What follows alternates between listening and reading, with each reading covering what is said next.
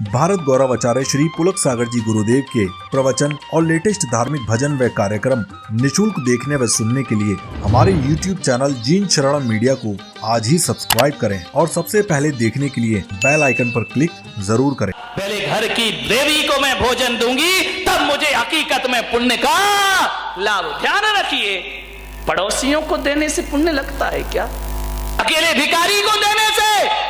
घर में लोग भी तो भूखे होते हैं ना।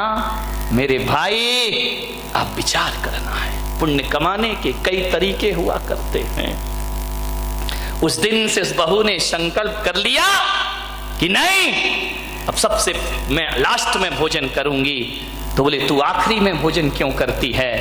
बोले, जैसे देवता को चढ़ाने के बाद प्रसाद लिया जाता है, पूरा परिवार भोजन करे, मैं परिवार की पुजारिन हूं, सबसे आखिरी में प्रसाद ग्रहण करती हूं। यही मेरे जीवन का एक आदर्श हुआ करता है। घरों को आदर्श बनाओ, घरों को उजाड़ो मत, घरों को बर्बाद मत करो, जिंदगी को स्वर्ग बनाने का प्रयास करिए। एक लड़का था गरीब, बहुत गरीब, उसकी एक विधवा मां थी, बड़ी दुखी थी। उसने कहा, मैंने तो अपना विधवापना गुजार दिया, मेरे ना पति है, एक इकलौता लड़का है। उसने कहा, मैं करूं क्या? मेरे बाद इस लड़के का क्या होगा? ना मैं इसे पढ़ा पाई, ना मैं इसे लिखा पाई, मेरे पास इतना पैसा ही नहीं था। एक झोपड़ी में रहती थी गांव के बाहर। उस बुढ़िया को पता चला कि जंगल में कोई पहुंचे हुए संत पधारे हैं। उसने बच्चे से कहा कि बेटा, एक काम कर, बहुत पहुंचे हुए संत जंगल में आए हैं, जा उनसे कुछ पूछा। उसने कहा, मां, संत क्या करेंगे? हमारे बुरे दिन हैं, संत क्या कर सकते हैं? बोले, बेटा, संत कुछ ना करें, वो हमें कुछ नहीं देंगे, लेकिन मेरी आत्मा बोल रही है कि संत के पास जरूर जाओ, वो तुम्हें कुछ दें या ना दें, लेकिन तुमसे कुछ लेने वाले भी नहीं हैं। जाओ संत के पास, जाने में फायदा हो या ना हो, लेकिन एक बात मान लेना बारामती वालों, संतों के पास जाने से नुकसान कुछ नहीं हुआ करता है, फायदा हो या ना हो, ध्यान रखिए, कोई नुकसान नहीं होगा। जाओ बेटा, कुछ मत मांगना, बस मेरा एक प्रश्न पूछ लेना। बच्चे ने कहा, मां, क्यों परेशान होती है? मैं खुश हूं ना गरीबी में। बोले, बस बेटा, जाकर इतना पूछ ले, मेरा कहना मान ले, बहुत बड़े संत हैं, जाकर इतना पूछना। देख, मैं तुझे पढ़ा नहीं पाई, लिखा नहीं पाई, लेकिन तुझे संस्कार जरूर दे रही हूं, जाकर के इतना पूछना। संत से ये मत कहना कि हमारी गरीबी मिटा दो, बस इतना सा प्रश्न कर लेना कि संत जी, हमारे बुरे दिन दूर होंगे या नहीं होंगे? कब होंगे हमारे बुरे दिन दूर? बच्ची ने कहा, मां, तू परेशान मत हो।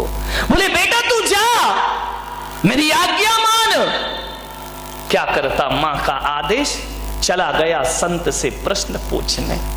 बड़ी दूर जाना था, गरीब के घर ना गाड़ी होती, ना मोटर होती, ना कार होती है, पैदल ही चला जा रहा है। शाम होने आई, एक गांव में पहुंचा, नगर सेठानी दरवाजे पर थी। जाकर के उस बच्चे ने कहा कि मां, रात हो रही है, मुझे जाना दूर है, तुम्हारे घर में मुझे सहारा मिलेगा? एक रात सोने का अवसर दे दो, कहीं भी मुझे सुला दो, जहां गाय बनती हो वहां मुझे सुला दो, बस एक रात सहारा दे दो। उस सेठानी को थोड़ी दया आई। उसने कहा, बच्चे आओ, रात सो जाओ। वो पुराना जमाना था, आज तो रिश्तेदार को भी सुलाना खतरे से खाली नहीं है मेरे भाई, ना जाने क्या उठा के ले जाए। उसने कहा, बेटा, आराम से सो जाओ, कोई दिक्कत नहीं है, विश्राम करो, कुछ खाओगे? उसने कहा, नहीं मां, बस तूने मुझे 4 दीवार एक छत दे दी, बड़ा उपकार मानूंगा तुम्हारा। सुबह उठा, चलने लगा। सेठानी ने कहा, बेटा, ये तो बताओ, तुम जा कहां रहे हो? बोले मेरी माँ ने भेजा है, एक बहुत बड़े संत आए हैं, एक प्रश्न लेकर भेजा है कि जाओ पूछना कि हमारे बुरे दिन दूर होंगे या। सेठानी ने कहा बेटा एक प्रश्न मेरा भी पूछ लेगा। अरे उसने कहा आप तो इतनी धनवान है, इतनी बड़ी हवेली में रहती है, आपको भी कोई प्रश्न है क्या? बोले बेटा मेरा एक प्रश्न पूछ लेना। उसने कहा अब जा रहा हूं, आपने उपकार किया है, एक प्रश्न तुम्हारा पूछ लूंगा। बोले जाओ संत से ये पूछना कि मेरे पास दौलत है, माया है, सब कुछ है, कोई कमी नहीं है, एक बेटी है मेरी, पूछना उसकी शादी कब होगी। वो बोलती नहीं है बेटा, गूंगी है, जाके पूछना ये कभी बोलेगी या नहीं बोलेगी। उसने कहा पूछ लूंगा। आगे बढ़ा, एक किसान का खेत पड़ा, 12 बज गए, भूख लगी। किसान से बोला कि मुझे भूख लगी है। किसान दयालु था, घर से रोटी आई थी, चटनी आई थी, भाजी आई थी। उसने कहा आ बेटा तू भी खा ले और मैं भी खा लेता हूं। पहले के वो लोग थे कि भूखा आए तो अपना खाना खिलाते थे। पहले के लोग ये सोचते थे कि कोई आवे तो हम खावे, और आज के सोचते हैं कि ये जावे तो फिर हम खावे। विचार करिए। किसान ने खाना खिलाया। किसान ने कहा कि बेटा तू जा कहां रहा है? बोले एक संत है, प्रश्न पूछने जा। किसान ने कहा भाई एक काम कर, एक प्रश्न।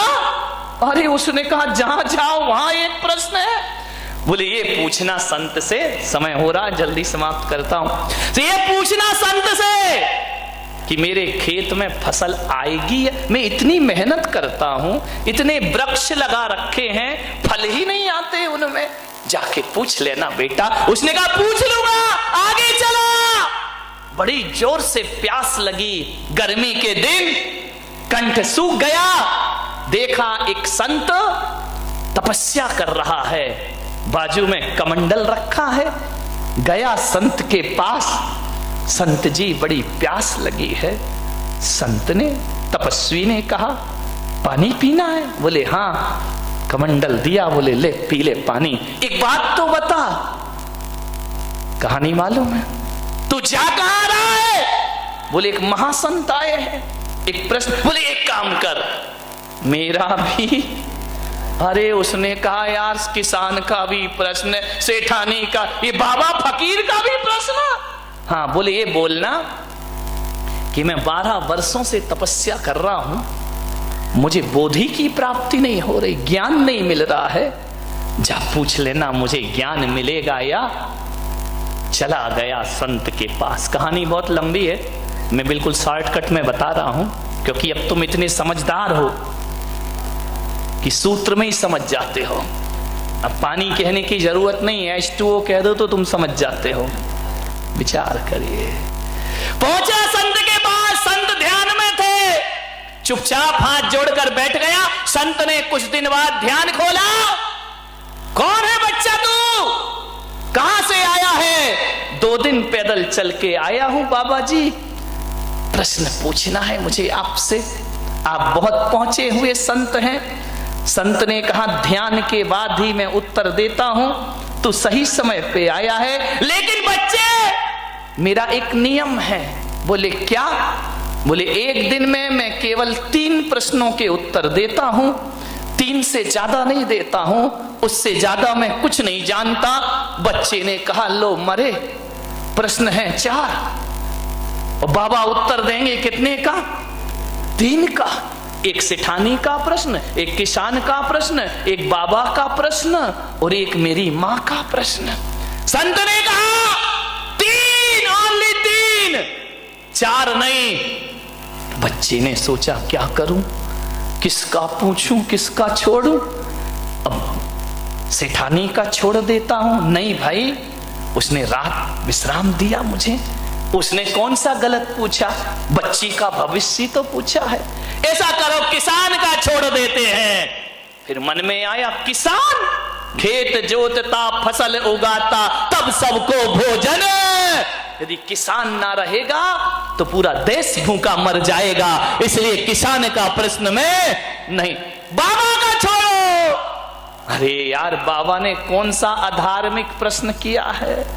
बाबा ने धार्मिक प्रश्न ही तो किए कि ज्ञान मिलेगा कि नहीं मिलेगा। जिसने पानी पिलाया उसका प्रश्न, ऐसा करो मां का प्रश्न, अरे उसी मां ने तो मुझे भेजा है, वो नहीं होती तो ये 3 कहां से मिलते? मेरी मां ने क्या बिगाड़ा है?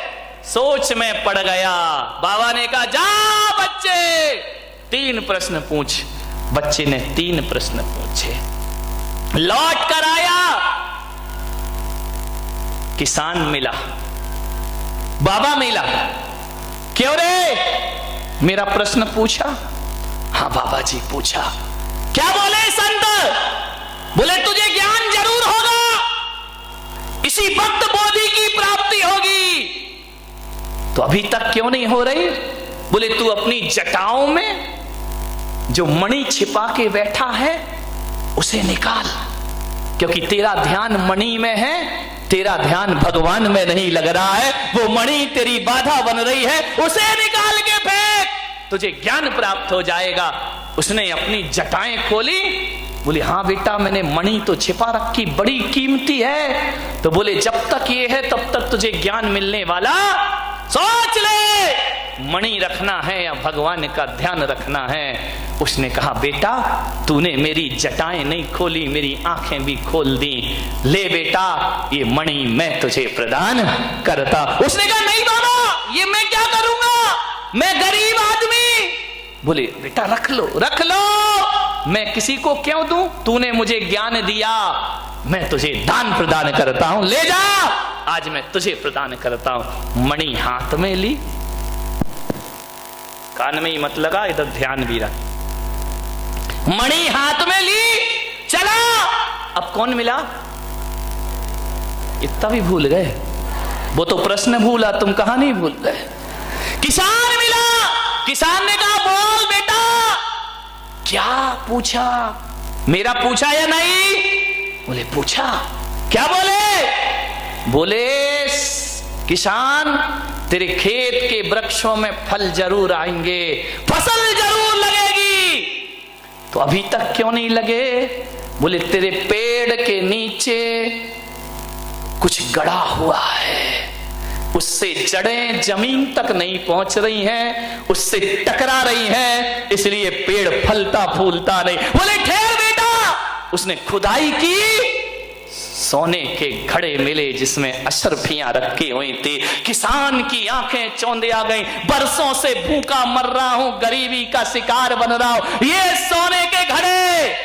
उसने कहा बेटा तेरा बड़ा उपकार। बोले उपकार तो आपका, आपने मुझे रोटी दी थी। बोले नहीं बेटा तूने घड़े दी, एक काम कर बेटा ये सोने के घड़े मैं तुझे प्रदान। अरे बोले मैं क्या करूंगा, आप किसान हैं, आपकी जमीन पे आपका हक है। बोले बेटा सोना से ज्यादा कीमती तो जमीन हुआ करती है, धरती हुआ करती है। सोना आज है कल खत्म हो जाएगा, जमीन पर फसलें आएंगी, किसान हमेशा माला माल रहेगा।